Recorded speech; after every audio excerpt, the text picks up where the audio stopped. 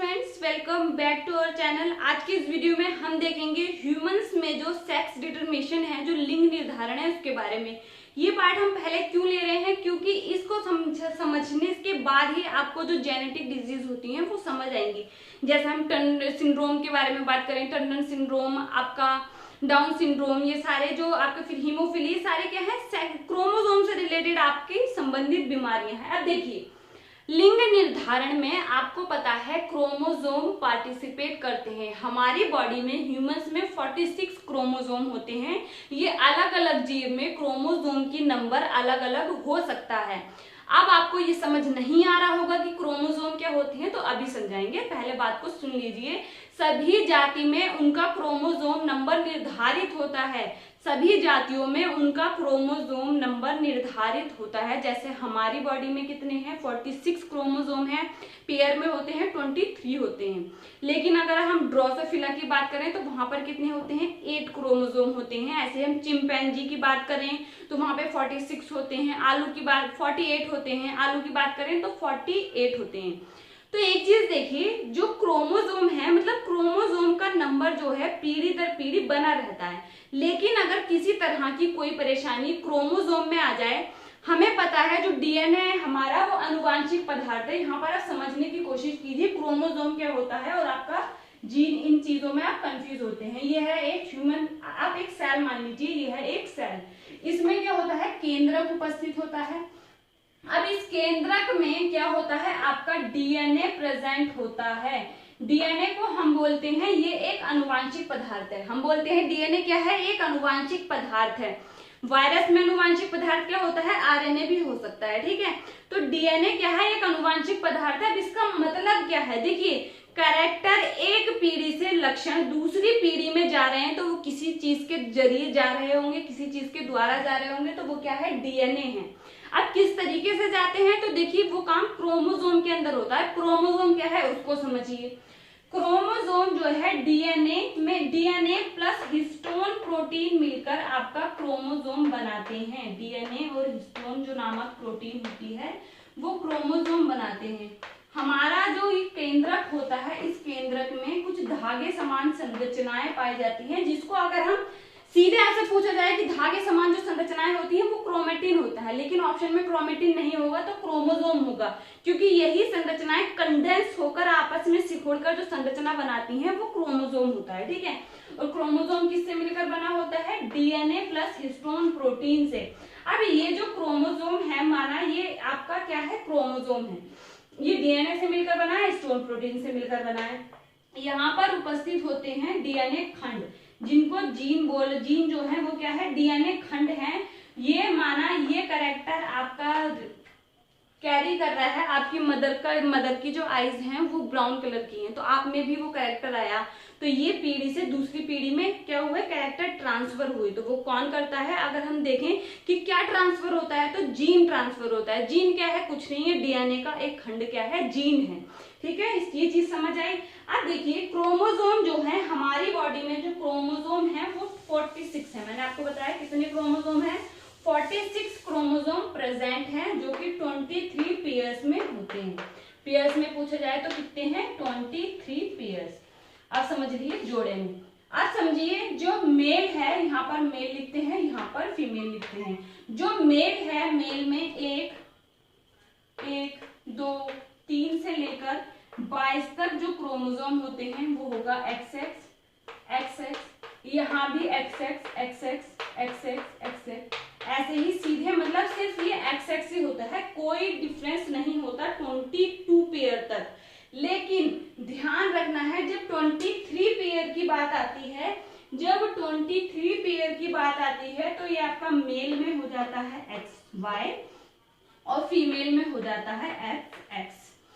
जब 23 की बात आती है, ये 23 की बात कर रहे हैं, जब 23 की बात आती है, 23 क्या होता है, XY और XX। फीमेल में क्या है, XX है, और मेल में क्या है, XY है। जो आपके 23 पेयर होते हैं उनको आप बोलते हैं समजात गुणसूत्र, मतलब आपका ऑटोसोम क्रोमोसोम। ये जो 1 से लेकर 22 तक जो क्रोमोसोम है, इसको आप बोलते हैं ऑटोसोम क्रोमोसोम, ठीक है, समजात गुणसूत्र। क्रोमोसोम। लेकिन जो 23 पेयर है उसको आप बोलते हैं सेक्स क्रोमोसोम। यही आपके जो बच्चों में लिंग का निर्धारण होता है उसको करता है। अब देखिए कैसे, अब एक चीज को समझने की कोशिश कीजिए। आज भी हमारे इंडिया में बहुत सारे ऐसे एरियाज हैं जहां पर लड़का या लड़की पैदा होने के लिए माँ को उसका जिम्मेदार माना जाता है। उस कॉन्सेप्ट को समझिए। यहाँ पर देखिए एक्स फीमेल के पास क्या है, एक्स क्रोमोसोम है, मेल के पास क्या है, XY क्रोमोसोम है।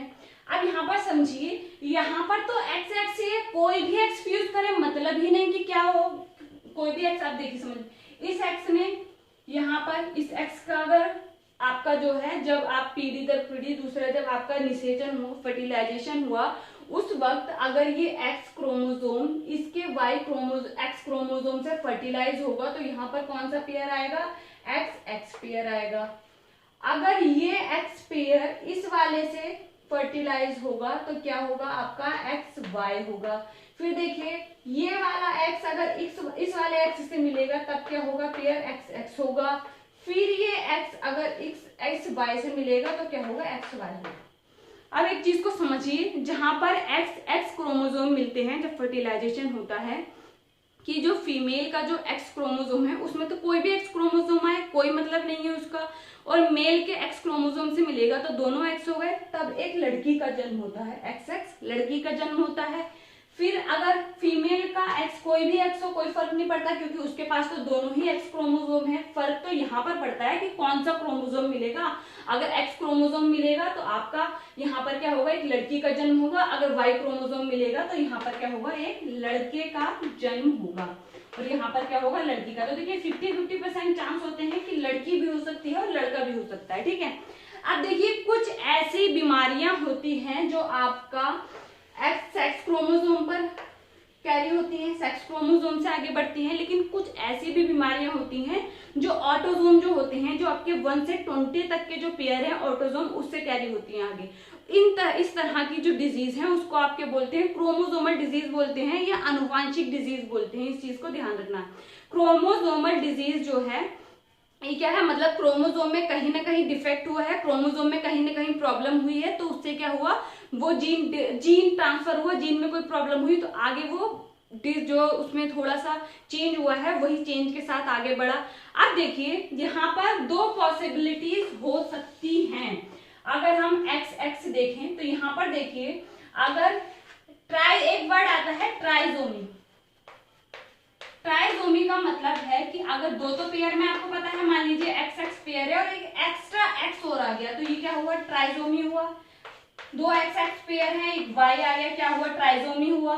फिर एक वर्ड आता है मोनोजोमी। मोनोजोमी का मतलब, मोनो का मतलब एक रह गया। अब ये हम बाद में डिटेल में जब बीमारियां मैं आपको पढ़ाऊंगी तब आप देखेंगे।